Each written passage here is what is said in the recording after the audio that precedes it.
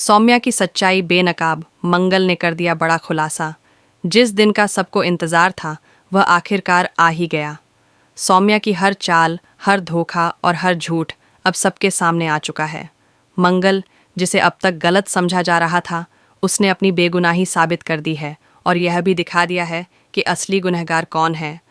मंगल ने आदित्य और पूरे परिवार के सामने गुस्से में कहा, आदित्य, जिसे तुमने अपनी पत्नी माना, जिसने तुम्हारे परिवार को संभालने का नाटक किया, वही इस घर को तबाह करने की असली वजह है।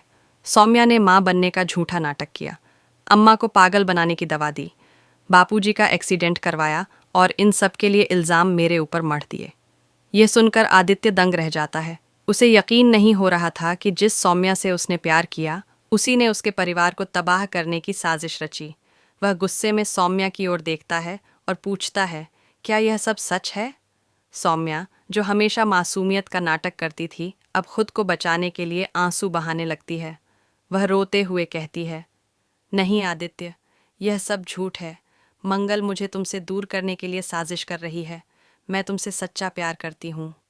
लेकिन इस बार कोई भी उसकी बातों पर भरोसा करने को तैयार नहीं था।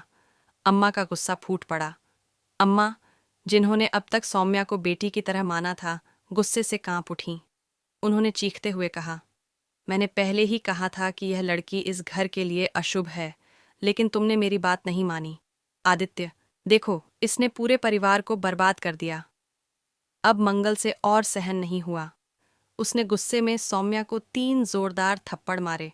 पहला थप्पड़ मां बनने का झूठा नाटक कर मंगल पर झूठे इल्जाम लगाने के लिए, दूसरा थप्पड़ बापूजी और अक्षत को नुकसान पहुंचाने के लिए, और तीसरा थप्पड़ अम्मा को मानसिक रूप से कमजोर करने की साजिश के लिए।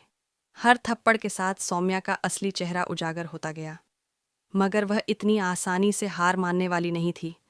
उसने मंगल को गुस्से से देखा और चीखते हुए कहा, मंगल, मैं तुम्हें कभी आदित्य के साथ रहने नहीं दूंगी। आदित्य सिर्फ मेरा है।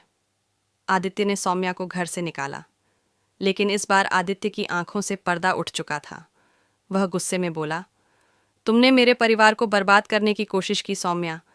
तुमने मुझसे झूठ बोला, मुझे धोखा दिया। अब इस घर में तुम्हारी कोई जगह नहीं है। ये कहते ही आदित्य ने सौम्या का हाथ पकड़ा और उसे घर से धक्का देकर बाहर निकाल दिया। सौम्या के चेहरे पर हैरानी और डर दोनों थे, पर उसके मन में एक नई साजिश पल रही थी।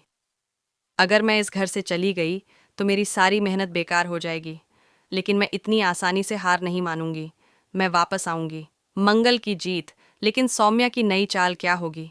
दूसरी ओर अम्मा अब मंगल के पास आती हैं और भावुक होकर कहती हैं, बेटा, मैंने तुझ पर भरोसा नहीं किया, तुझे गलत समझा, लेकिन आज तूने साबित कर दिया कि तू ही इस घर की असली बहू है।